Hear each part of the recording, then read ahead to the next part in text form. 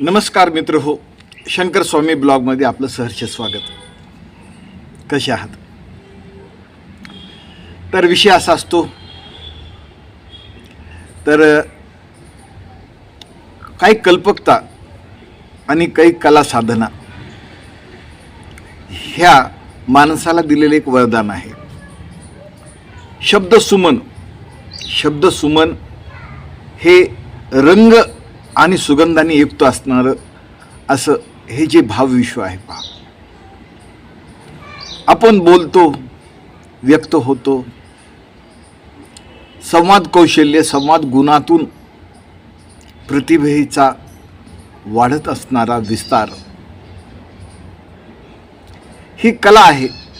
शब्द पांडित्य, शब्द लालित्य, शब्द संवादातून कौशल्य गुणाचा विकास होण्याची एक प्रक्रिया आहे. दीर्घकाळ चालत असणारा हा जो जीवन प्रवास आहे, वाचेबरोबर वाणीचा वाकविलास हा आध्यात्मिक दृष्टीनं तितकासा खूप हृदयस्पर्शी आहे. वाचन, मनन, चिंतन, शब्दाची जुळवाजुळव करण्यासाठी अट्टहास, प्रयास, सायास खरोखर करण्याची गरज नाही. थोडं वाचन, मनन आणि पाठांतराचा हा जो सराव आहे ना, त्यातून आपली मानसिकता आणि मनोलयातील देवालय जागृत होतं. ते अध्यात्मामुळं. शब्दांचा हा जो मेळ आहे, शब्दांचा हा भाव आहे, कधी कधी मौनातून देखील आपले अंतरीच्या ऊर्जेचं विशालपण चालू असतं. मनन, मौन गा तुझे राशी नाम ही आत्मीय स्थिती चिंतनातून होते आणि तो जपलेला भाव व्यक्त होण्यासाठी वाणी हा एकमेव आधार आहे. कसं बोलावं, कसं व्यक्त व्हावं, व्यक्त होताना कधी कधी तारतम्य देखील पाळावं लागतं पहा. तौलनिक अभ्यास, व्यक्तिविशेष गुणा अवगुणावर व्यक्त होताना वाणीचा उच्छाद होतो, प्रमाद होतो. त्याचंच नाव भांडण आहे. भांडण करण्यासाठी कुठल्याही डिग्रीची गरज नसते, कारण तापदायक बोल जिभेतून स्फोटक निर्माण करतात आणि ते स्फोटक मनाला दुःखदायक आहेत. स्फोटकांचा आवाज जगाच्या या रणकंदनामध्ये सध्या चालू आहे. आपण अनुभवतोय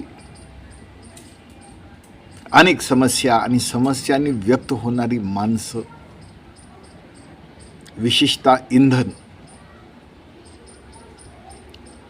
ही जगण्याची ऊर्जा आहे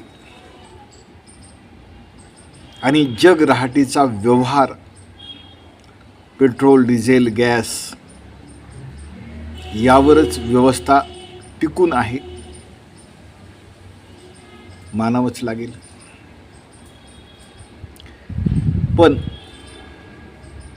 प्रत्येक काळ हा ठराविक वेळेपुरता असतो आणि तो कायमस्वरूपीचा प्रश्न निर्माण नसतो. थांबा, वाट बघा आणि पुढे चाला, हे थांबणं देखील कधी कधी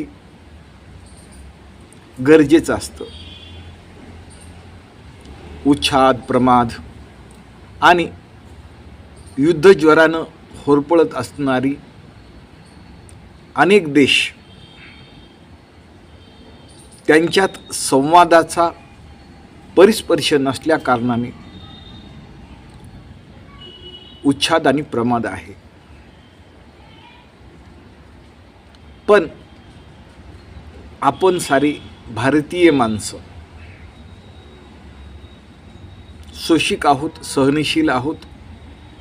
प्रसंगानुसार आपण आपल्यातले बदल करू इच्छितो आणि बदल हे काळाची गरज असते. पहा,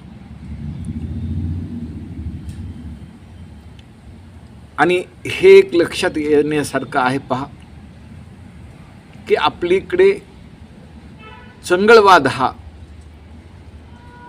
जो वाढतोय